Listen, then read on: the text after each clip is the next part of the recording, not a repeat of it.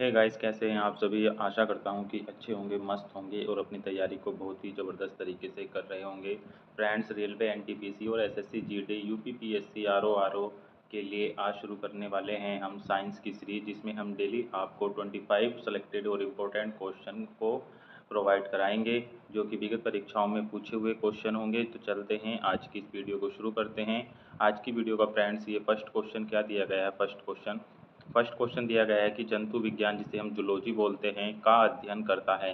तो जंतु विज्ञान या जूलॉजी किसका अध्ययन करता है? तो ये फर्स्ट ऑप्शन है केवल जीवित जानवरों का, दूसरा है केवल जीवित वनस्पतियों का, थर्ड ऑप्शन है जीवित एवं मृत जानवर दोनों का, और फोर्थ ऑप्शन है जीवित एवं मृत वनस्पति दोनों का। तो फ्रेंड्स, इसका राइट आंसर दिया गया है ऑप्शन नंबर सी, जीवित एवं मृत जानवरों दोनों का। तो जूलॉजी के अंतर्गत, जिसे हम जंतु विज्ञान बोलते हैं, के अंतर्गत जीवित व मृत जानवरों का अध्ययन किया जाता है। इसके बारे में देख लेते हैं थोड़ी सी डिटेल। क्या है थोड़ी डिटेल? इसमें दिया गया है जंतु विज्ञान, जिसे हम जूलॉजी के अंतर्गत जीवित एवं मृत जानवरों का विस्तृत अध्ययन किया जाता है। जंतु विज्ञान विज्ञान की एक प्रमुख शाखा है, जिसके जनक यानी फादर अरस्तु हैं।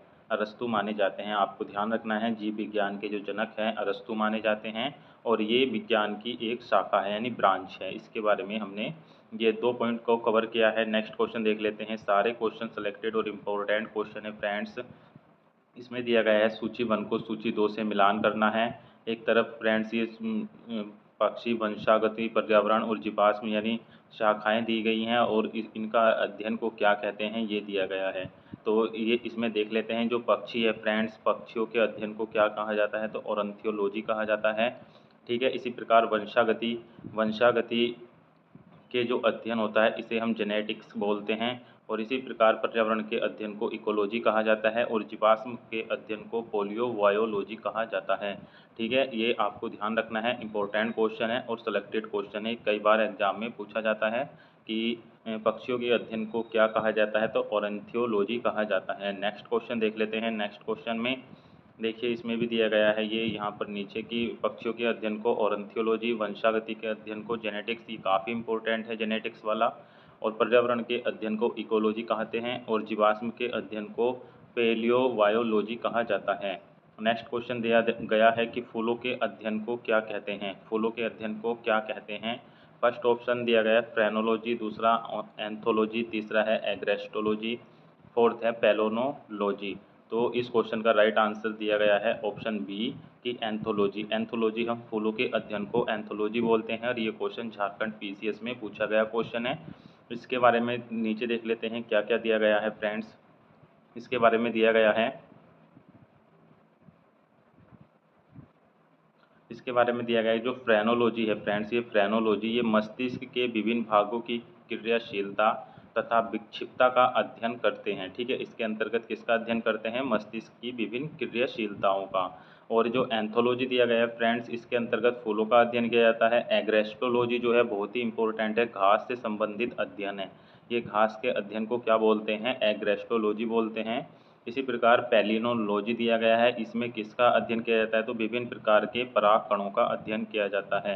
ठीक है, आपको ध्यान रखना है पैलिनोलॉजी में क्या किया जाता है? तो पराग कणों का अध्ययन किया जाता है। इंपॉर्टेंट क्वेश्चन है फ्रेंड्स, ये भी बार बार एग्जाम में रिपीट होता है।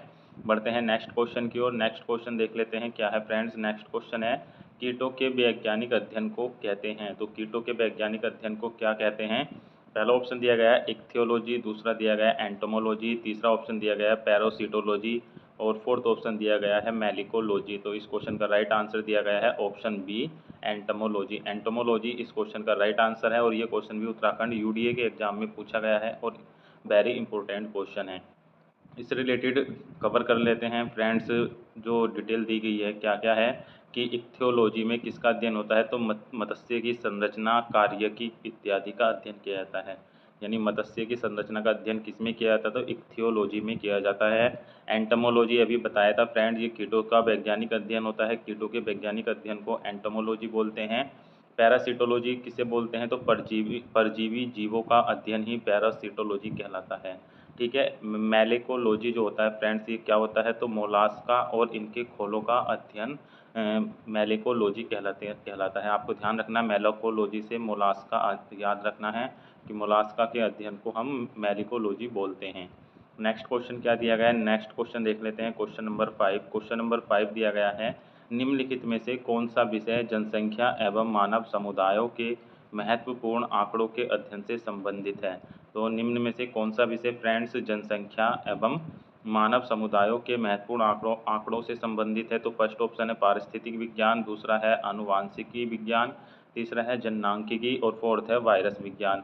तो इस क्वेश्चन का राइट आंसर क्या होगा देख लेते हैं फ्रेंड्स। इस क्वेश्चन का राइट आंसर दिया गया है option number C, option C जननांकिकी। जननांकिकी इस क्वेश्चन का राइट आंसर हो जाएगा ऑप्शन नंबर सी। ये भी इम्पोर्टेंट क्वेश्चन है, इसके बारे में थोड़ा सा डिटेल से देख लेते हैं क्या है फ्रेंड्स।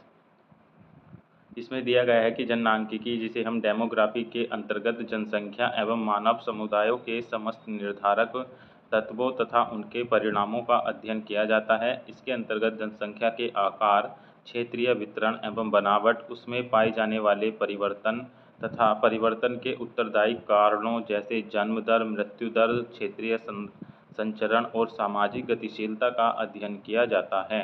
इसके अंतर्गत जनसंख्या के गुणात्मक एवं परिमाणात्मक दोनों ही पक्षों का अध्ययन किया जाता है।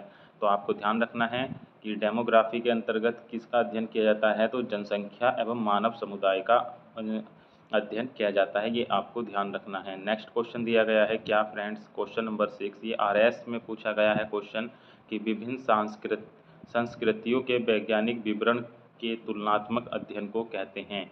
तो विभिन्न संस्कृतियों के वैज्ञानिक विवरण के तुलनात्मक अध्ययन को क्या कहते हैं। पहला ऑप्शन है एथेनोलॉजी, दूसरा है इथेनोग्राफी, तीसरा है इथोलॉजी, फोर्थ है एथिक्स। तो इस क्वेश्चन का राइट आंसर दिया गया है ऑप्शन नंबर ए एथेनोलॉजी। एथेनोलॉजी इस क्वेश्चन का राइट आंसर है ऑप्शन ए फ्रेंड्स। आपको ध्यान रखना है एथेनोलॉजी में संस्कृतियों के वैज्ञानिक विवरण का अध्ययन किया जाता है। इसके बारे में देख लेते हैं, नीचे दिया गया है कुछ पॉइंट, ये भी अच्छे पॉइंट है फ्रेंड्स, ये एग्जाम में आने वाले क्वेश्चन है, इसीलिए मैं आपके लिए लेकर आया हूँ। एथनोलॉजी का में किसका अध्ययन होता है, विभिन्न संस्कृतियों के वैज्ञानिक विवरणों का तुलनात्मक अध्ययन किया जाता है। इथेनोग्राफी में फ्रेंड्स किसका अध्ययन किया जाता है, किसी विशिष्ट संस्कृति का अध्ययन किया जाता है। और इथोलॉजी में किसका अध्ययन किया जाता है, तो मानव सहित सभी जंतुओं के व्यवहार का अध्ययन किया जाता है। एथिक्स काफ़ी इंपॉर्टेंट है, एथिक्स में किसका अध्ययन किया जाता है, नैतिक आचार तथा कर्तव्य का मनोवैज्ञानिक अध्ययन। तो मनोवैज्ञानिक अध्ययन फ्रेंड्स किस में किया जाता है, तो एथिक्स में किया जाता है।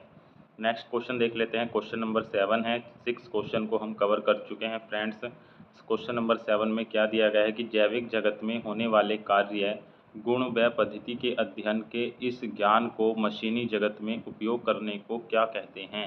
यानी जैविक जगत में होने वाले कार्य, गुण व पद्धति के अध्ययन के इस ज्ञान को मशीनी जगत में उपयोग करने को क्या कहते हैं। तो पहला ऑप्शन है बायोनिक्स, दूसरा है बायोनोमिक्स, तीसरा है बायोनोमी और फोर्थ ऑप्शन है बायोमेट्री।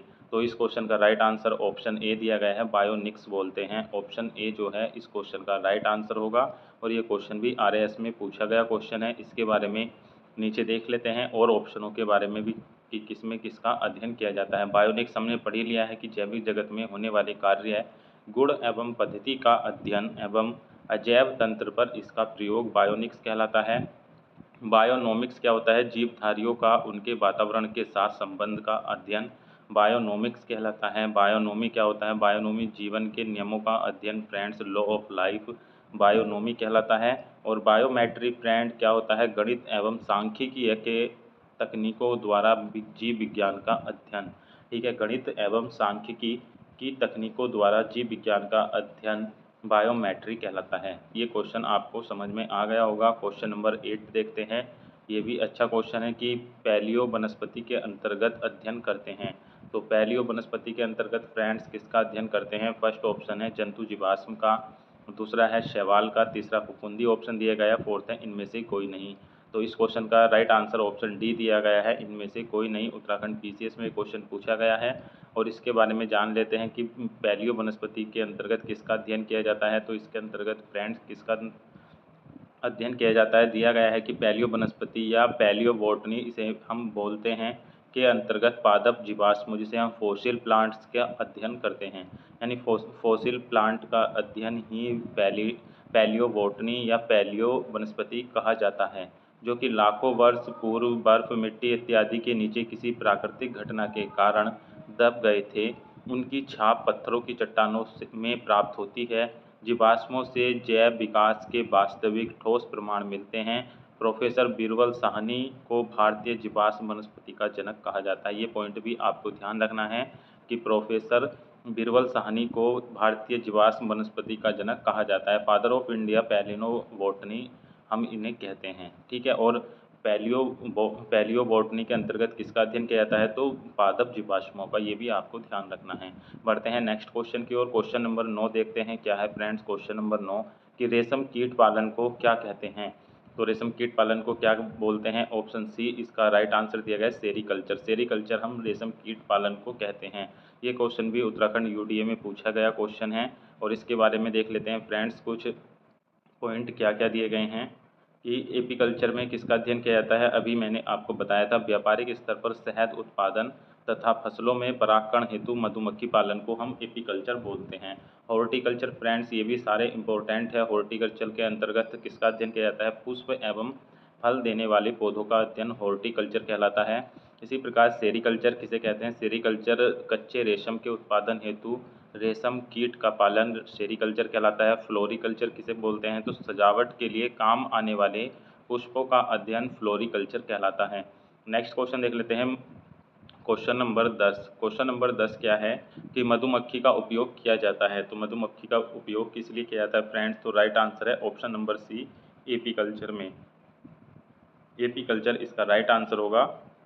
एपीकल्चर के अंतर्गत मधुमक्खी का अध्ययन किया जाता है। नेक्स्ट क्वेश्चन है क्वेश्चन नंबर 11।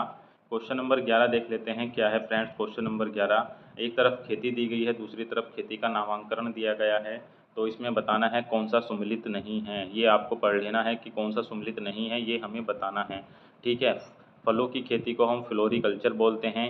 दूसरा दिया गया है फसलों की खेती को एग्रोनॉमी बोलते हैं और फलों की खेती को पोमोलॉजी बोलते हैं। ये आपको ध्यान रखना है, ठीक है। फलों की खेती पोमोलॉजी, फूलों की खेती फ्लोरिकल्चर और फसलों की खेती एग्रोनॉमी कहलाती है, एग्रोनॉमी कहलाती है। जबकि सब्जियों की खेती को हम हॉर्टिकल्चर नहीं बोलते हैं। ऑप्शन सी इस क्वेश्चन का राइट आंसर हो जाएगा, ठीक है। आपको ध्यान रखना है, नीचे इसके बारे में डिटेल दी गई है, देख लेते हैं क्या है फ्रेंड्स डिटेल।